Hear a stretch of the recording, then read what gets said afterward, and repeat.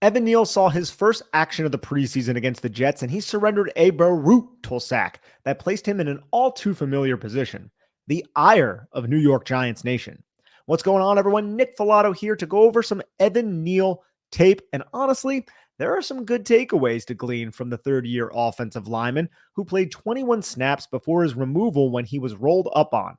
After the game, Neal said he was fine and that the Giants only plan to play him on 20 to 25 snaps, although the Giants will run precautionary tests most likely on Monday.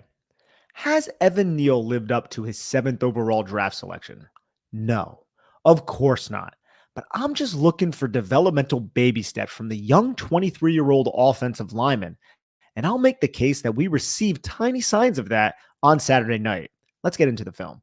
The issues that Neal has seen throughout his career, dealing with speed in pass protection as a tackle, they manifested in this game, as we saw with the sack and as we'll go over in a little bit. But the brute strength and force that Evan Neal has at his size, combined with his ability to work these duo blocks, is something that could be an asset if he is ever kicked inside with Carmen Brasillo coaching this offensive line. Neal and Jalen Mayfield are going to work this combo double team on this double Y side, meaning two tight ends to the right side of the offensive formation run. You see the Jets stack that strength, stack the close side of the line of scrimmage. Allen Robinson motions in, and you're going to watch Evan Neal, who's going to block down on a 4-eye along with Jalen Mayfield. They both make contact to get hip to hip. This is something Neal has been doing a good job, and I feel like he did a good job in his first 2 years as well as a run blocker, especially when the Giants got creative and used Andrew Thomas and Evan Neal next to each other. Get hip to hip and then drive through. You see how the linebacker penetrates. Mayfield has to abandon Tanzel Smart, and that allows Evan Neal to put all of his beef into Tanzel Smart and drive him into the deck like a charcuterie board. I want to eat a charcuterie board. Throwback to Hard Knocks. But we saw a couple plays like this in the game where Evan Neal was able to finish his block with an aggressive nature and throw his assignment to the deck. This was the first play of the game, and here is the second play of the game. We're going to get a similar play style where you're going to get hip to hip, both going to contact Tanzel Smart again. Mayfield's going to flash his eyes and his numbers to 55, the linebacker, and that allows Evan Neal to finish this block. And he does. He drives him down the line of scrimmage, washes him away, and then you have Dante Miller run right off the backside of Evan Neal. Not a huge gain, but Evan Neal does his job here, and you can see how he tries to get low into contact. It's very difficult. Evan Neal is 6'8". Tanzel Smart is 6'1". That's a gigantic difference. And Evan Neal is able to contact Smart, and as Smart tries to get skinny through that B gap, Neal just turns his feet and uses his strength. Mayfield also does a good job to use that outside arm to maintain contact to not allow Smart to get square and possibly slip through the B gap. But this is a good block by Evan Neal. These are two consecutive good blocks by the New York Giants third-year offensive lineman. Now we're going to see him kick out into space a little bit. This is a vertical set, and it's going to be a little flare pass towards Evan Neal's side. Evan Neal meets Takk McKinley up the arc. Look, Neal does not the fleetest of foot, usually opens his hips way too early. We'll see that in a little bit. Here he opens his hips, but he's able to make contact and allow the fast pass to get off. Now we see Neal with another vertical set against Takk McKinley. Gain depth, gain depth, gain depth. Lower into contact, absorb the contact. You see how he gets pushed back? That's something about Evan Neal. You would imagine that somebody who is 330 pounds with his type of size, with his type of stature, would be an absolute anchor, a brick wall in pass protection. He's not necessarily that, but he does his job here. He absorbs the contact. His hands are on the outside, but he just gets walked back into the pocket a little bit. I don't think for someone his size, he has the anchor that we would desire. There's a lot about Evan Neal that has not been actualized when it comes to his offensive tackle skills. He has not developed in that area. To be fair to him, he's been injured a lot throughout his career, but it seems unnatural for him. And that begs the question, is he better off at playing guard? A lot of these blocking reps would suggest so, but keeping your hat low at offensive guard when you're 6'8" is not necessarily an easy feat, to say the least. Here's another good job by him and Mayfield. Mayfield does a good job contacting 51, turning 51, and then Neal slides his hips in front of 51, gets his hands to the inside. As you can see, complete control of 51, wash him down the line of scrimmage. It's his third rep in his first, 5, 6 snaps. I think this is the fourth rushing snap. So he has 3 snaps where he cleanly wins the rep off of a double team. Now he had the double team, but when you run a duo-based system, when you run a lot of inside zone, whenever you run at all, there are a lot of double teams up front. And Neal's handling himself well at tackle, but these skills are transferable to playing guard. I love when you can get Evan Neal free release up to the second level, and Neal gets a free release. I also love this run design. I'm not breaking down the run designs too much on this quick video, but watch how Tommy DeVito opens up to his right. Jakob Johnson goes in the other direction, and you'll watch Joshua Kelly also open up to Tommy DeVito's side, receive the handoff, and watch how the entire Jets defense crashes down. Evan Neal's up to the second level.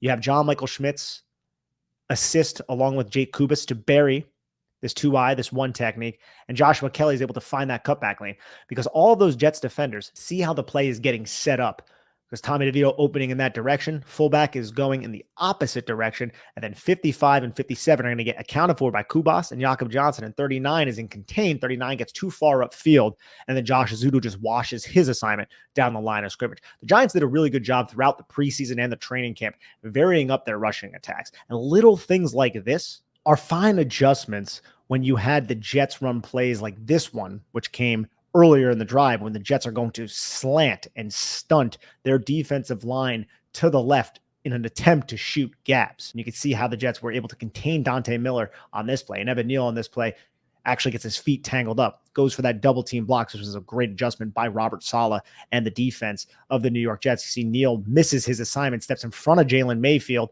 and then gets turned around. And then just to keep the Jets honest a little bit, they show like they're running to the right, the strength of the formation, and then hit the weak side hole behind Jakob Johnson. Having a fullback allows you to open up different holes in the rushing game. It throws you back to the 1990s a little bit, right? Now we're going to see Evan Neal again work double team. And this run gets bounced outside, but you can see how he is winning. Mayfield climbs 55, 51 is turned again. How many times are we going to see a Jets defensive lineman, their shoulder be attached to the chest of Evan Neal, with Evan Neal driving and washing that defensive lineman down the line of scrimmage? So you're seeing good footwork. You're seeing solid leverage overall. You're seeing strength at the point of attack. Now, to be fair, Neal's going up against fringe roster players for the New York Jets. So we have to keep that in mind, take that into account. But Neal hasn't played football in a while. He's recovering from injury. He doesn't look 100%, or he doesn't really look spry, quick, or overly explosive, but he also hasn't really looked like that over the last 2 years, although he wasn't really healthy during those times too. A lot of variables here, ladies and gentlemen, but you're seeing solid combo work from Evan Neal. I wish we got to see him at guard a little bit. And here we see a pass set where he doesn't surrender a sack. He's on an island though. You see the Giants are going to slide slightly to the left because they have 4 guys to the 2-eye shade on Evan Neal's side and over. So Neal is going to be isolated against Eric Watts. Does a good job. Look, not necessarily a vertical set, sets on a good angle, gets square to target, but he gets pushed back a little bit, right? You want to see a more sturdy anchor, but he's able to frame up the block and not lose around his outside shoulder. That's all we're asking for at this point. But next play, Takk McKinley, a little bit more of an explosive player. Evan Neal said he mischose his angle, his set angle, and he goes a little bit more vertical here. Maybe he wanted to flatten out to meet Takk McKinley, to not allow Takk McKinley to have such easy access through the outside shoulder of Evan Neal, which resulted in this sack of Tommy DeVito. You could see, what is that? 1, 2. On that second foot, before that third foot's down, Evan Neal's hips are opening up. And Takk McKinley is dipping that inside shoulder and bending around, just giving Takk McKinley a softer angle to corner into the pocket and to sack Tommy DeVito. That's very poor technique by Evan Neal. It's not a good set. Evan Neal was right. He did not use great judgment on that set, but then once that set was already underway, his hand usage and his attempt to prevent Takk McKinley from bending around the edge was an issue. And this has been a critical vulnerability of Evan Neal's game throughout his time as a professional NFL athlete. It's one reason why a lot of Giant fans are talking about, hey, this guy needs to be moved inside to guard. If you can't protect your outside shoulder, we have a problem. Now, Andrew Thomas had that same issue when he was a rookie. Towards the end of his rookie year, you started seeing him come into his own a little bit.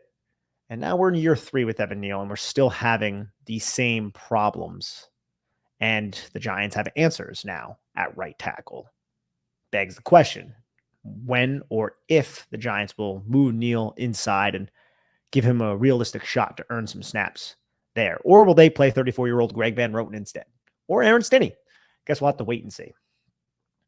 But that was a poor play by Evan Neal, but it was one of his only very poor plays. You have other plays like this one where, look, he gets in front of the defensive lineman and then 55 breaks away from Mayfield. But if 55 doesn't break away from Mayfield as he does, Dante Miller might be able to hit that hole right behind Evan Neal's very large backside, right? 79, Smart does a good job keeping Neal off of him. Like, you want to see Neal win this rep initially. Neal allows Smart to get inside. Very easy for Smart to do that because he's 6'1", Neal 6'8". You can see how Smart's hands just attack Evan Neal's breastplate well before Evan Neal gets his hands into Smart. And you can see Evan Neal's feet are not in the ground. He's still trying to gain positioning. It's a little bit step behind. So a very good reactive play by Tanzel Smart. But then Neal, his high nature, gets pulled down, but he's able to reestablish himself in the ground. By that point, 55 is making the tackle on Dante Miller. So this isn't a great rep from Evan Neal. Not a complete and utter loss. And I just say that because he was able to reestablish himself, but still not anything to write home about. Here we get another vertical set from Evan Neal. See how he sets. 58 is trying to set Neal up. Neal exercises a little bit of patience here on an island because Johnson's vacating, so it's just Neal. You can see Neal's hands ready to attack. Then he attacks, makes contact. And on the contact, he's able to push 58 upward. I wouldn't say it's the cleanest contact, but it's contact and he gets in his way. That's all you're asking for. Leonard Taylor just absolutely put Austin Schlottman down on this play. Austin Schlottman does a friggin' split here when Leonard Taylor goes right around for this first sack.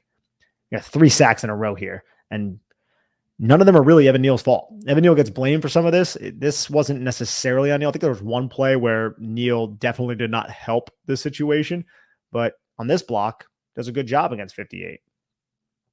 Meets 58, keeps his inside hand ready to assist Jalen Mayfield. Kicks out into space. And just stands up 58. And then on the second rep, it looks like 58's about to turn the corner. That's Eric Watts, by the way, 58. But Evan Neal does a good job basically throwing him up the pass rushing arc and allowing Tommy DeVito to step up into the pocket. On this play, 1, 2, 3, still square. Now he's going to meet 58, makes contact. And if there's one thing that Evan Neal needs to work on is that outside shoulder. I feel like he just too frequently opens his hips and allows these pass rushers to run right through the outside shoulder. It's an issue in his game. And on this play, it looks like he's about to. But 73, big old Evan Neal tosses him out of the club. Tommy DeVito ends up getting sacked. But it's a good recovery from Evan Neal.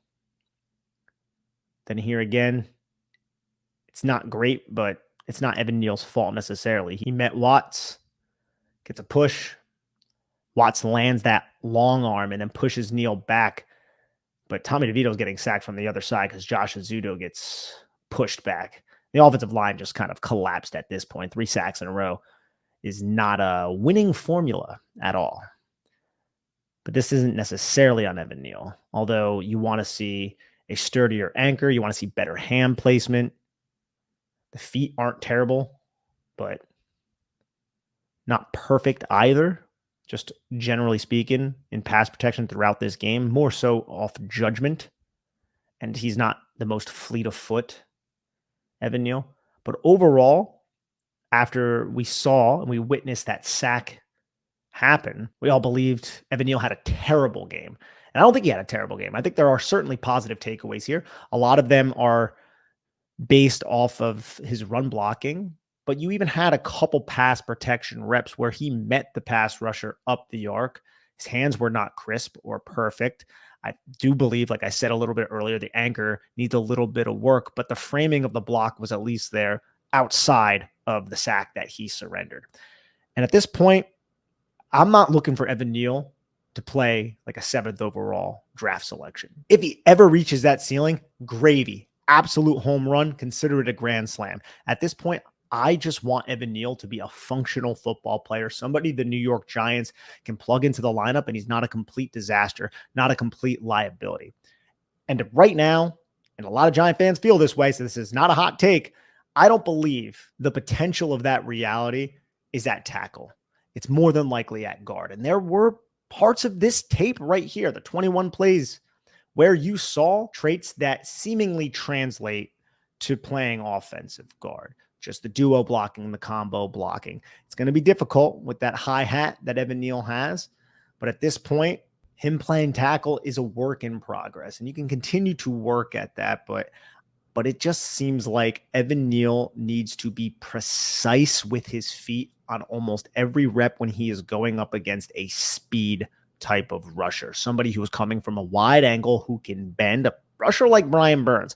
I think Evan Neal must have precise footwork and above average to very good hand placement on the majority of those reps to not lose and to not get beat around his outside shoulder. And in the NFL, when you're going up against some of the best athletes in the world, it's very difficult to be on your game 100% of the time, to be that consistent.